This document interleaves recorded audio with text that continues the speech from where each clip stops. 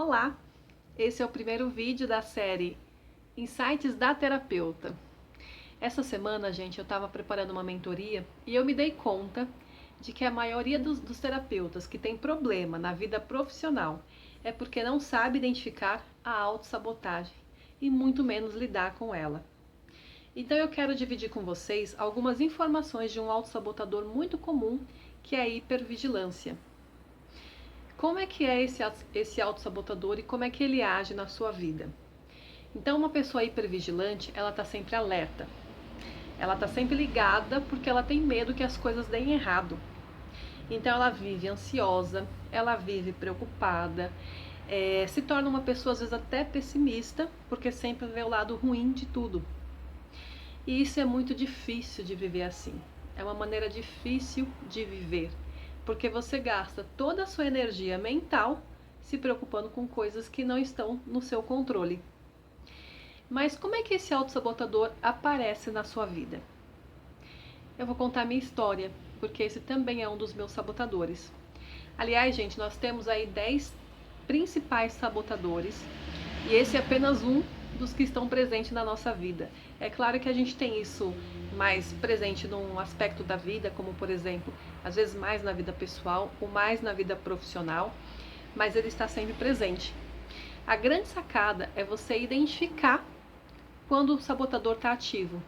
E aí, quando você identifica, você consegue trabalhar e dizer, opa, não, esse é apenas um pensamento sabotador, eu sou mais do que isso, eu não sou meus pensamentos. Então, assim, vou contar minha história para você entender como é que ele funciona na nossa mente. Quando eu tinha 3 anos, a minha mãe foi visitar uma vizinha e perto dessa vizinha tinha um homem doido. Não sei dizer como que era a doença dele, eu sei que diziam que ele era doido. E ele tinha por costume invadir a casa das pessoas. E nesse dia ele foi invadir a casa justo da amiga da minha mãe que ela foi visitar. Então eu me lembro de estar no colo da minha mãe, muito assustada. Eu tinha 3 anos de idade e lembro dele batendo, dele xingando. Eu lembro da minha mãe e da vizinha expulsando ele. É isso que eu lembro. A minha criança interior, pronto, já pilhou com o hipervigilante. Naquele momento, eu cresci uma pessoa hipervigilante por conta dessa situação que eu passei quando criança.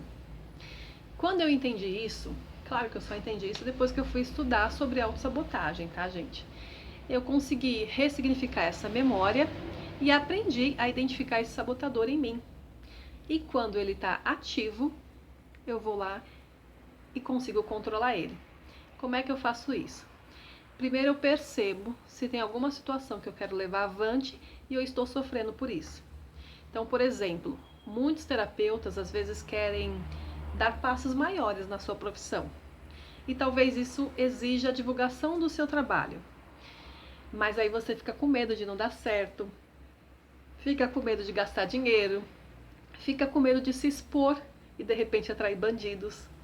Enfim, uma série de pensamentos aí para justificar e você começa a procrastinar e não faz, com medo de dar errado. Então, quando você vê que isso está ativo em você, esses pensamentos, você deve lembrar que você não controla tudo. Isso você já até sabe. Mas a gente precisa aceitar isso e trabalhar isso diariamente. Porque a única coisa que a gente controla com muito esforço e com treino diário são os nossos pensamentos e as nossas emoções. Você se lembra que você não é aquele pensamento sabotador. Você é muito mais que isso, não é a sua essência. E aí você vai conseguir, com o treino, neutralizá-los. Amanhã eu quero falar um pouco mais sobre um outro sabotador para você e com isso te ajudar a crescer na sua profissão.